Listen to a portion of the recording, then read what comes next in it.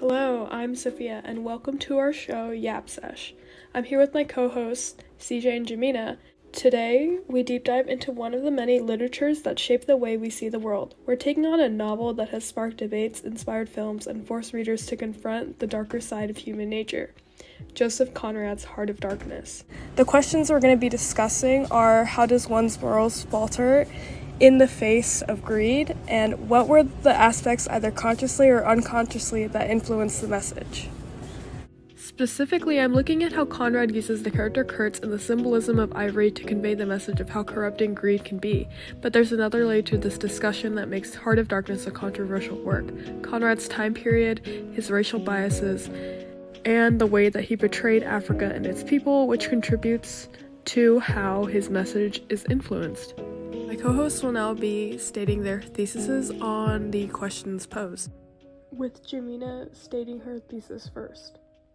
So answering the questions above, I think that in the face of greed, one's morals can falter depending on a person's personality or identity, which defines how hard or easily they are able to be influenced. Additionally, aspects of life such as cultural background, beliefs, and experiences are what affect and reflect on a person's actions, words, and works, but also contribute to forming their identity. I'm the other co-host, and my name is CJ, and one's morals falter in the face of greed through the darkness of imperialism, effects of social class, and use of loyal places as aspects in order to convey that no matter how much good there is in the world, there will always be a source of greed in human nature. Moving on to the main discussion. So first, the darkness of imperialism would make one's morals falter in the face of greed. According to Joseph Conrad's Heart of Darkness, it states the air was dark above Gravesend, and further back still seemed condensed into more mournful gloom, brooding motionless over the biggest and the greatest town on earth. Conrad sets the scene with describing London and River Thames as the greatest town on earth, despite being dark and gloomy. However, this allows Conrad to convey that the Western countries, such as England, have this darkness of imperialism, thus proving even when a place like England is viewed as good now, there will always be a source of darkness and greed in human nature. In addition, Rudyard Kipling's The White Man's Burden states that, and check the show of pride by open speech and simple. Whites realize and acknowledge that their pride is high and that they need to use open speech and simple in order to exploit non-whites into thinking that they're similar and they're to help out. The darkness of imperialism compels the whites that they feel obligated to speak simple, acknowledging that they think they are higher of themselves. And that's not all. According to Steve Johnson's Origins of Modern Greed, it states, dispossession of land, loss of cultural heritage, introduction of diseases, violence, forced labor, and cultural assimilation were all common and terrible themes. Genocide, slavery, ecological damage were also prevalent.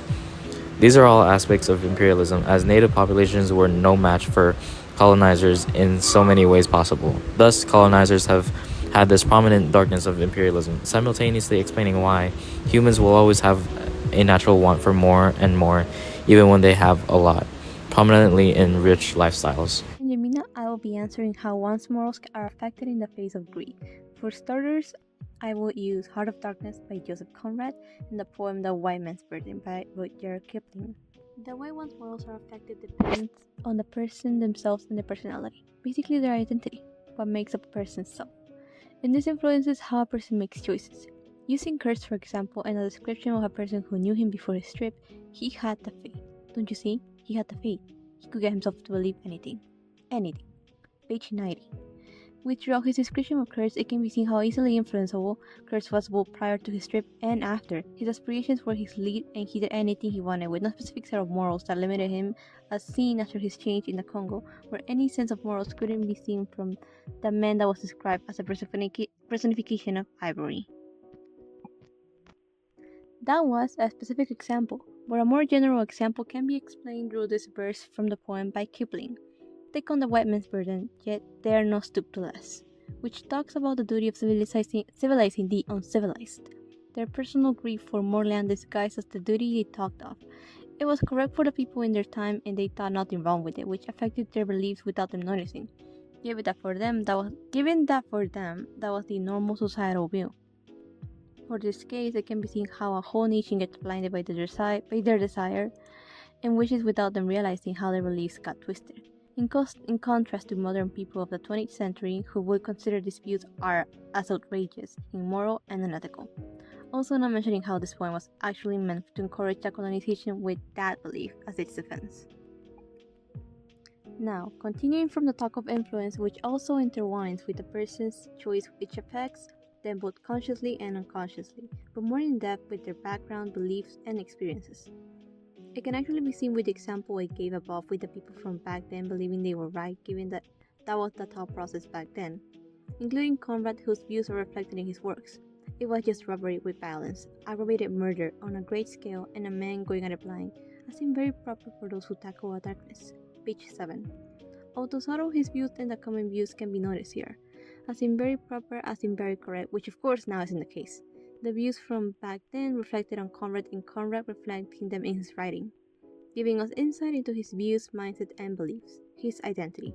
Another quote to support this comes from the poem by H.T. Johnson, Pile on the Black Man's Murder.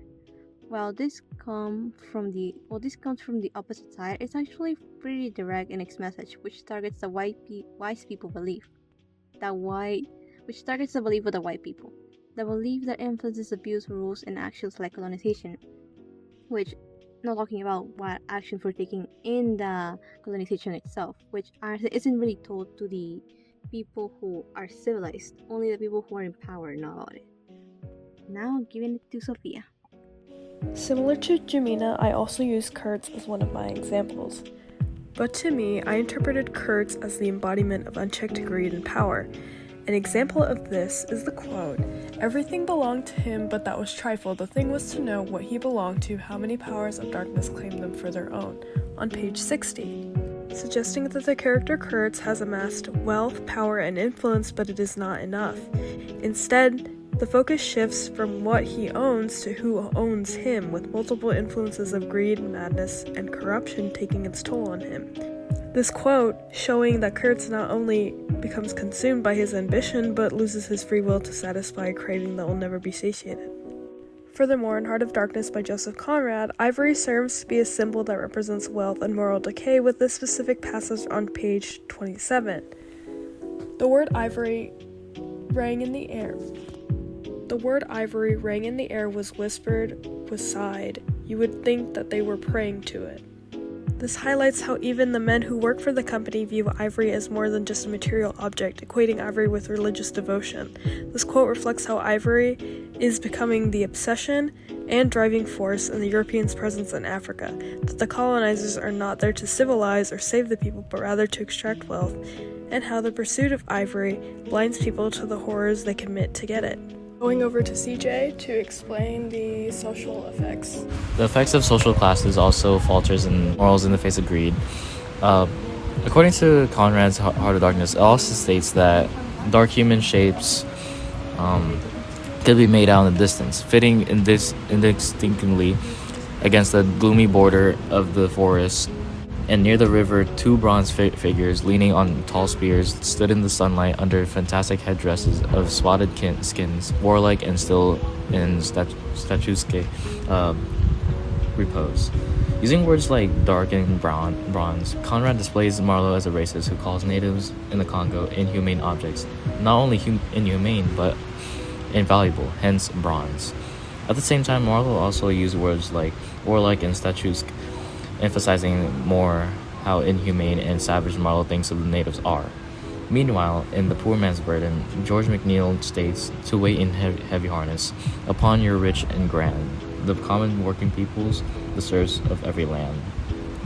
Poor people essentially need to work their butts off to make a living. In response to the poem The White Man's Burden, MacNeil emphasizes that the white man's quote-unquote work is built by the poor in heavy harness. He also acknowledges that social classes were set already, naming the poor as serfs at the bottom of working for people at the top. Following up with how a person's background, beliefs, and experiences affect them in their actions, such as, let's say, Joseph Conrad's Heart of Darkness? I won't use Heart of Darkness to prove this point, but rather a response to it by Chief Chinua in his literary criticism article called An Image of Africa, Racism in Conrad's Heart of Darkness. He actually cites a few full pages from the actual book to really prove his point, but as mentioned, racism was the common belief of white folk back in the day. They didn't see anything wrong with it, which influenced their treatment of African Americans, those beliefs spreading in an environment that encouraged them, which brings us back to Conrad, who was giving an example of this given. He also expressed this idea in his book. Ajib actually addresses this. It was and is the dominant image of Africa in the Western imagination, further proving how the white people viewed them for a long time, which solidified this belief that became part of every white person's background. Growing in that environment gets them accustomed to such ideas and beliefs, which end up forming their personalities and identities. This brings us to Conrad. Conrad's background, belief, and ideas are what is reflected in his work and end up shaping him and his personality. Now passing it over to Sophia. George MacNeil's poem Poor Man's Burden highlights the brutality of colonialism, particularly the forced removal of people for imperialist gain. Lines 3 through 4. Go bind his sons in exile to serve your pride and greed, such as slavery or displacement driven by greed for land, resources, and labor with no regard for the suffering of the oppressed. This quote depicts exile and servitude driven by greed. Similarly, Reverend H.T. Johnson's poem The Black Man's Burden critiques colonialism, as seen in lines 11 through 12. You've sealed up the red man's problem and we'll take up the brown. This shows a continuous exploitation of indigenous and African peoples for imperial power and wealth. During Conrad's time, there was an opposition to the exploitation of enslaved people, shedding a light on how greed blinds individuals to cruelty. These poems reflect how profit-driven pursuits like colonialism corrupt societies and people, likely encouraging Conrad to convey a similar message in Heart of Darkness.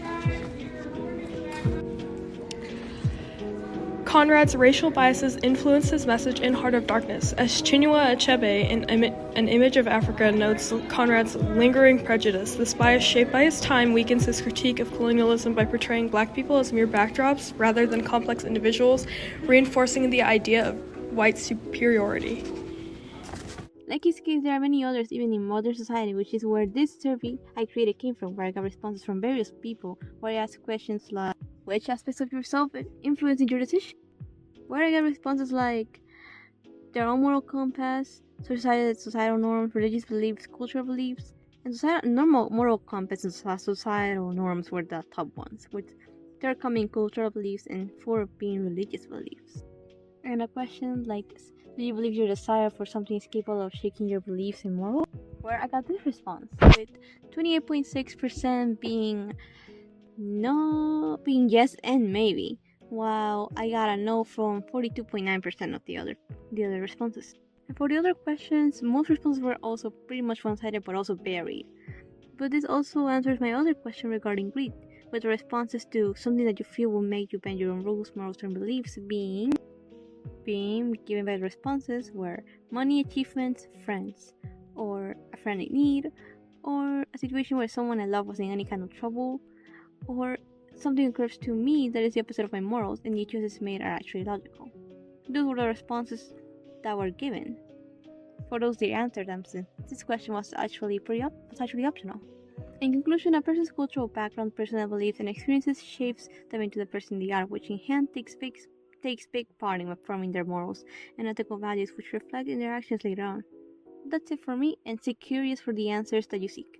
What aspects of your life do you feel have affected you the most in your personal development? Now going over to CJ. Lastly, the use of foil places contributes to how one's morals falter in the face of greed. According to Chinua Achebe's An Image of Africa, she claims that the book opens on the River Thames, tranquil, resting peacefully, while the River Congo is quite decidedly not a river emeritus. It has endured or rendered no service and enjoys no age pension.